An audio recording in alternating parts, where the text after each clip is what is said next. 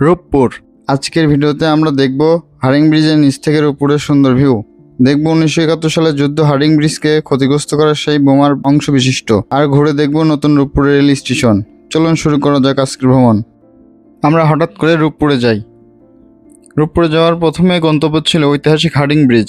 জায়গাটা সামনে থেকে দেখার পর সত্যি অন্যরকম একটি অনুভূতি কাজ করেছিল, কারণ এই ব্রিজ শুধু একটি ব্রিজ না, এর সাথে জড়িয়ে আছে 1971 সালে অনেক স্মৃতি। মুক্তিযুদ্ধের সময় এই হার্ডিং ব্রিজকে লক্ষ্য করে ফেলা হয়েছিল শক্তিশালী বোমা, যার আঘাতে ব্রিজ একটা অংশ দ্বিখণ্ডিত হয়ে যায়। সব থেকে অবাক করার বিষয় হলো, সেই বোমার কিছু অবশিষ্ট অংশ এখনও এখানে সংরক্ষণ করা আছে। সামনে দাঁড়িয়ে এখন এগুলো দেখছিলাম, তখন মনে হচ্ছিল ইতিহাসের একটা অংশ যেন এখনও জীবন্ত হয়ে আছে। চারপাশের সুন্দর নদী, পরিবেশ, ব্রিজের বিশাল কাঠামো আর যুদ্ধের সেই স্মৃতি, সব মিলে জায়গাটা সত্যি অন্যরকম লাগছিল।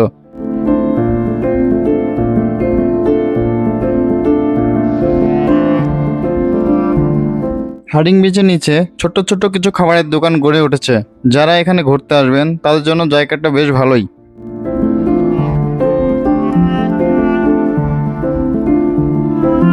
আমরা একটু বসে বসে ঝালমুড়ি খাচ্ছিলাম, ঠিক তখনই মাথার উপর দিয়ে হার্ডিং ব্রিজের পার হওয়ার একটি মালবাহী ট্রেন চলে গেল। সামনে ঐতিহাসিক হার্ডিং ব্রিজ, পাশেই লালনসা সেতু। দুইটাই সেতু যেন একসাথে পাবনার কুষ্টিয়াকে যুক্ত করেছে। সত্যি বলতে জায়গাটি পরিবেশটা অনেক শান্ত এবং অনেক সুন্দর। নদী, বাতাস, ট্রেন যাওয়ার শব্দ আর দুইটা ব্রিজের দৃশ্য, সব মিলিয়ে অন্যরকম একটি অনুভূতি হচ্ছিল।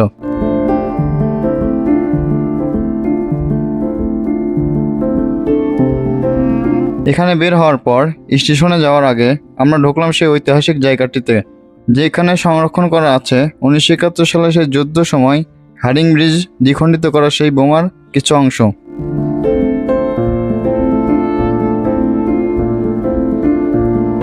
এখানে এসে চারপাশে পুরনো গাছ আর পুরনো বিল্ডিং দেখতে পেলাম। সত্যিটা জায়গাটা দেখলে বোঝা যায় এটা অনেক পুরাতন একটি ঐতিহাসিক জায়গা।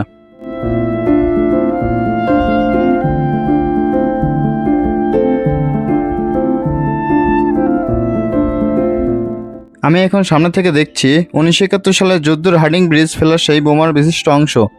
সত্যি বলতে ইতিহাসের এমন একটি জিনিস এত কাছ থেকে দেখব, এর অনুভূতিটাই অন্যরকম।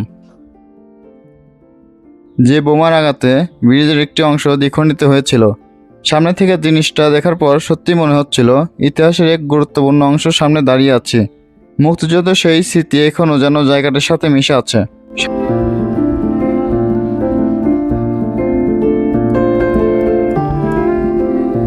সবকিছু ঘুরে দেখার পর আমরা চলে আসলাম নতুন রূপপুর স্টেশন।